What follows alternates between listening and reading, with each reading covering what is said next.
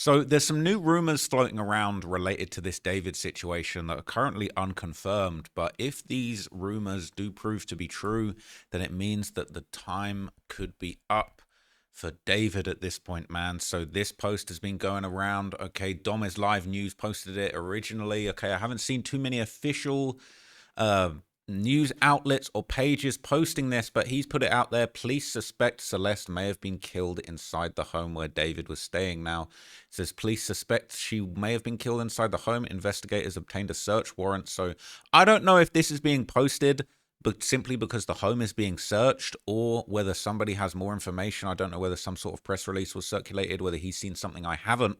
But basically, he is saying that the police might believe that she passed away inside the home. Now, another rumor was going around. Now, for the record, this rumor has apparently been proven to be false, but there was a rumor that was going around that suggested that a child's remains were found near the home.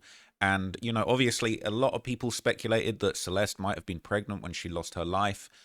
If this would have been true, that would have been a pretty shocking revelation. But apparently, it's not actually true. It's misinformation that's been posted. Okay, it says one viral post on X, formerly Twitter, received over 2.5 million views, claimed that infant remains were found near David's home and that Celeste was pregnant at the time of her death. The post reads, infant remains were discovered near David's residence. They confirmed Celeste was pregnant. Truth is slowly coming to light as they continue to investigate. The post had 2.5 million views, but apparently these claims are false. There have been no official reports indicating infant remains were found or that Celeste was pregnant. Law enforcement has not released any information to support these rumors. So I think people are really just desperate for an update at this point. They're desperate for an arrest, and I think people are kind of maybe clutching at straws, just trying to find anything that they could possibly go on to try and connect these dots. But as I said in my last video, I think we're beginning to reach the saturation point where all of the evidence that's out there has kind of been found now, and most likely we're now just waiting for an update from the police. Now, there's been a few small updates from the various subreddits that are following this over the last, I guess, 12 hours since I last made a video. So we'll go over a few of those now, and then I'm going to do another video on the Itami situation. So some people are saying that Celeste's aunt has been clout chasing on Facebook. Okay, a couple of posts have circulated, and somebody's captioned it. What's crazy is that her aunt is on Facebook posting the GoFundMe, claiming she was kidnapped, but people are fighting back saying no, she wasn't. She ran away on multiple occasions, and y'all knew she was with someone called David. Additionally, the aunt is clout chasing from all her new Facebook followers, giving them shout outs and acting like an influencer. It's very odd. So this is going around, says, shout out to my new followers. I'm happy that they follow me. That's apparently the pinned post on her profile. And there's a few more posts that have been circulating. She's apparently ecstatic that she's earned a new talent badge this week's recognition for emerging content that sparks interest among my fans. It says they haven't seen the girl for 2 years and they never raised funds to look for her, but now they do. No, man, something is wrong here. How come they say it was a kidnapping and before quite RIP to that poor girl. She deserved a better life. Now, a lot of people have been speculating about whether David had some kind of mental illness that caused him to be involved in this very sordid affair. So this is an extended post on the Celeste subreddit talking about whether or not they'll find out if he's mentally ill. So it says, a theory and some clues. I'm pretty sure we'll find out how mentally ill he's always been and meticulously planned and premeditated this whole thing. I don't know why his family chose to take him out of school and homeschool him, but I'm pretty sure his mum and dad's had feelings about this sick side of him because they seem pretty controlling and religious. Maybe he was a troubled teen in school and the parents taught that having him at home under their watch would solve the issue. I think he always had dark thoughts, fantasized about murder, blood, and death, and being isolated playing video games did not help at all with his mental illness. Yes, he got lucky and became famous online, and when the money started coming in, his family let him be free. I think he had an obsession with Celeste, and he completely got lost in between real life and the world-building themes and aesthetics of his music and these alter egos. She was probably his first girlfriend. My theory is that he killed her before starting writing this last album, or maybe even after he finished writing it. My theory was that he killed her between October and January. I want to share with you guys a few key points I found in his interviews and music, which says a lot. In one interview, he says, that's what I feel for my art. It's beautiful for a time, so my music is only here for a temporary time. With it is the process of going back to where I came from, where it started. I wanted the album to sound like a goodbye, a send-off to the next era, or whatever I'm doing next. In every interview, he always talks about the invisible string theory and the Korean theory of jeong. He mentions in this interview and other interviews that the person speaking and explaining to him the invisible string theory is a real conversation from the person that taught it to him. And he always says the irony is that this person was saying all of that and in the end saying, don't leave me, don't leave me. She left me. And the irony is she's no longer in my life. So sometimes you may think this connection can't be broke, can't be severed in this lifetime, but sometimes it can. That's super creepy. When you look into these theories, Jeong is a deep emotional bond or attachment that develops over time between people and sometimes even towards places or objects. It's often described as a mixture of affection, loyalty, empathy, and connection, and Jeong grows gradually through shared experiences and time spent together. It can make it hard to part from someone or something, even if the relationship isn't perfect. He says that the deluxe album is going to be different from Withered, but it will all make sense, and that people will say, obviously, that's the next step he would take after the rose has withered. Before the next flower I'm going to is Japanese lily. When we look up the meaning of the Japanese lily, the meaning is death and mourning. In Japanese culture, the red spider lily is often linked to death and the remembrance of a loved one who passed. Separation, the flower also symbolizes the separation between life and death, or the moment of transition as it blooms just as summer fades into fall. I think he saw her as the main cause of his pain. I think sometime last year she decided to leave him and she might have gone to be with friends and not with her family and tried to step away from him. She seemed like she was scared of him. He has a lot of voice notes, her voice notes in his song, like the one saying, you're always the one calling my phone. You calling, you have to figure out whatever's going on with you. He was obsessed with her and codependent. And this is a SoundCloud link to a song called I Never Needed You. And it says, I think she did want to leave him, but this was out of the question for him. It was either love or death. And this is another song called Satan's Pursuit on SoundCloud. It was posted on November the 29th, 2023. It says, it kills me slowly day by day. I need to find somewhere to clean my thoughts, but I'm not happy at all. I'm driving on my lonely. I let Satan pursue me. I still miss you the way it was before I threw my life away. Listen to the voice that tells you it's okay when it's not. And another song was posted to SoundCloud on March the 3rd, 2025 called So Long Goodbye. On March the 2nd, he posts this song that he made where you can again hear Celeste's voicemail crying and sobbing, saying he was one of her best friends and that she has a lot of alcohol in her system right now. And if you could ignore all these messages, I'm missing you so much. I'm sorry that I'm crying, right? But I'm drunk and I miss you. We don't know from when that message was from or when he wrote that. He adds her voice in a lot of this song, in a lot of the songs on the album Withered. So there's really no way that he is not the one who killed her with all of this evidence scattered around in his music and social media account. There's another link that says, I tried your special, David. That's Celeste's voice at the end of the video. And then there's another link saying, this is him singing Afterlife in the David BandLab experience sometime in and completely sobbing and not being able to finish the song on April the 25th, 2025. Damn, is that true? That's crazy.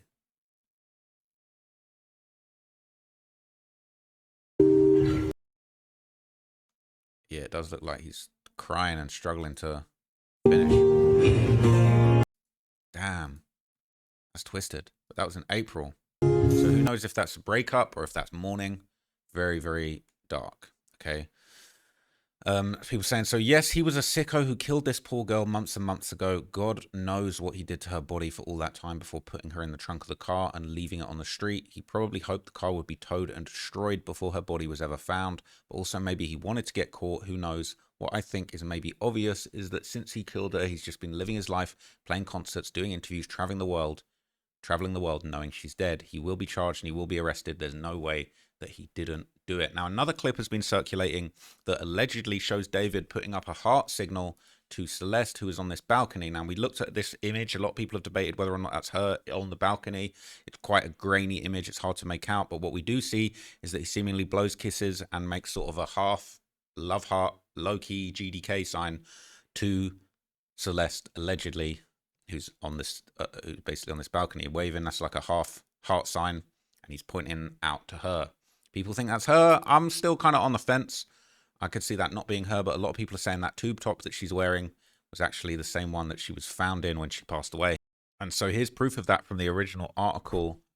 It says the medical examiner's office said the girl was wearing a tube top, black leggings, a yellow metal chain bracelet, and stud earrings, described as having wavy black hair. So that does kind of match up with that outfit. But again, tube tops are ubiquitous across fashion. So that could have been another person in another tube top potentially.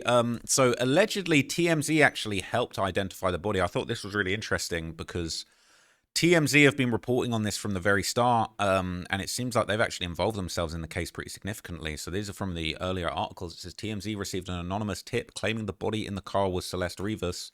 The information provided by the mother was coupled with the anonymous tip and led TMZ to work with the LAPD to confirm Rivas' identity. So TMZ actually played a direct role in identifying the body. Before police were able to identify the body, TMZ got a tip that she was the victim. So that just goes to show you how the media is actually genuinely playing a role in the investigation. People want to say, yeah, the feds, the YouTubers are the feds. But really, TMZ are actually out there trying to help identify the body. And realistically, bruh, talk about no snitching. Ain't no snitching in this situation. I think it's time to do everything we can to help the police with this case. Some people are mad because fans have been saying David was set up. People are saying they're delusional. Yeah, he was set up by his other self, or whatever he calls his alter ego. People are saying he's going to try and use this to get an insanity plea deal, but I think that's pretty much a long shot. Now, there were these reports that David was at home playing Fortnite, okay, but he's actually now privated his Fortnite stats. Okay, his actual Fortnite account, David the Coolest, has now been privated. It was there yesterday. Now we can't see if he's getting wins, if he's still getting kills on the game. The account is officially privated there. So you can't actually see his stats, what he's doing, any of that stuff. Now, a lot of people have been speculating that maybe his management knew about what was going on. So this is a post from SF Investigates saying clearly people close to David, like his manager, Josh Marshall, are likely trying to distance themselves not only from the death of Celeste, but also from the very public grooming and predatory behavior.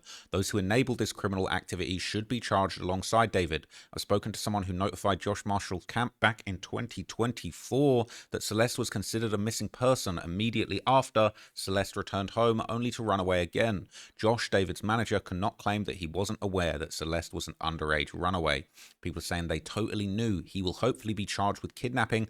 I don't think Josh can be charged as an accomplice, though. It depends if he found out and then she ran back home after a February 2024 missing persons report and ran away again in April if he didn't say anything. They're saying if they could tie it back to him, which honestly I don't think they can. People are saying, of course they knew. She went to David's shows and was backstage with his brother. Taking one look at the girl, you'd know she was a child. The fact she couldn't drive or had to use a fake ID might have been a good indicator too. So people are continuing to try and build the timeline of the case. Another timeline has dropped that is pointing out a number of new details. So we can have a quick run through of this if you are so interested. Okay, here's a timeline of the case up until now that I made. Let me know if I need to add anything. It says, hey guys, here's a timeline I made of the case. It's David and Celeste timeline. So late 2021 or early 2022, David and Celeste meet on Fortnite. David is 16 or 17 and Celeste is only 11 or 12. On March the 28th, 2022, David drops the song Decide and the lyrics are Save Your Tears 7 years, which refers to her being 11 at the time and wanting to wait 7 years until she's 18.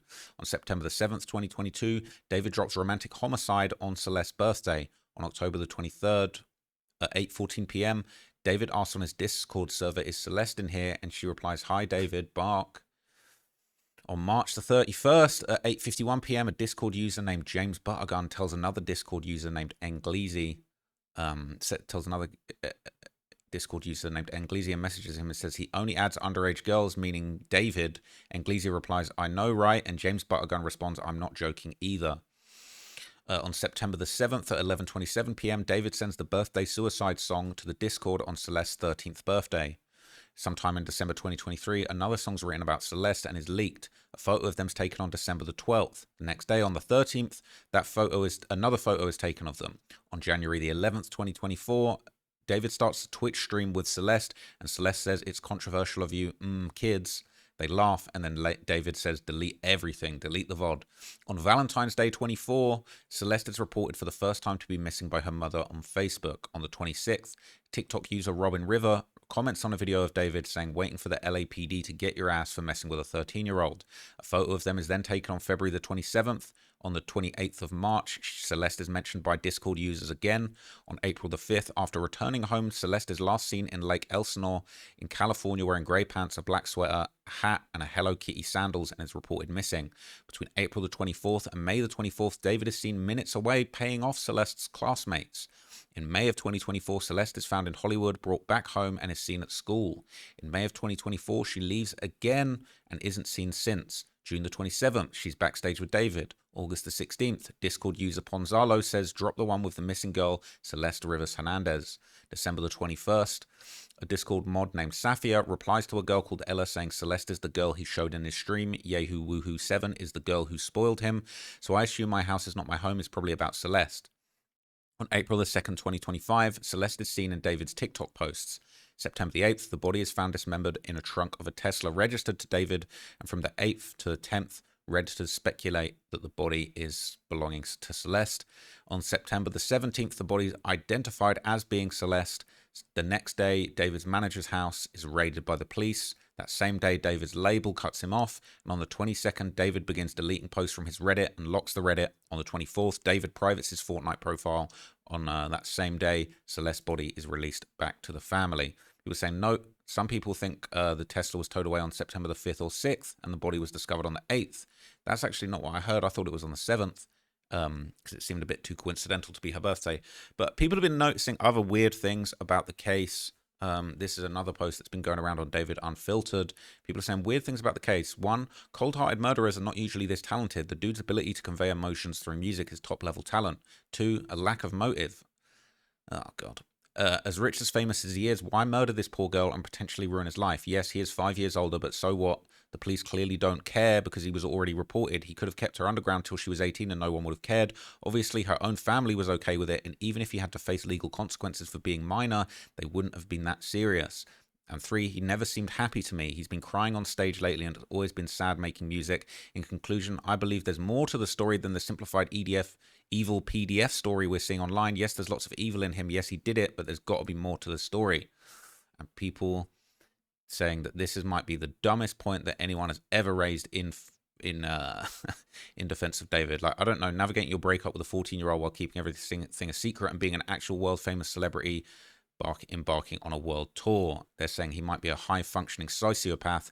They may initially present like an average person, can be relatively successful in life. They tend to have strong family backgrounds, careers, relationships, and children. It's only during stress, transitions, or pressure-filled situations that a sociopath's true colors become clear. Okay, people saying, you ever heard of Ian Watkins? That's a very gross story. We're not going to get into it.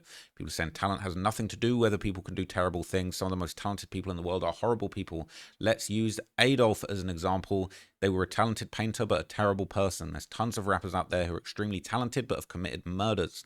Someone else mentioned Ian Watkins of Lost Prophets. He was a talented musician with a large following who turned out to be the PDF. So talent has nothing to do with what someone is capable of. It's just rare that we see public figures in the news for this sort of crime. There's plenty of people out there who are talented in various ways but have done horrible things. You just don't hear about their talents because they weren't famous, and their horrible actions overshadow their positive attributes. It would be tone deaf for the media to bring up how talented a random murderer was as if to glorify the murderer. He definitely did have a motive, that's facts. People were looking for the missing girl and he'd been seen with her multiple times. His life was going to potentially be over if the relationship with Celeste became common knowledge, so there's the motive. The better question is who else had more of a motive than him, especially when he was nearly always with her.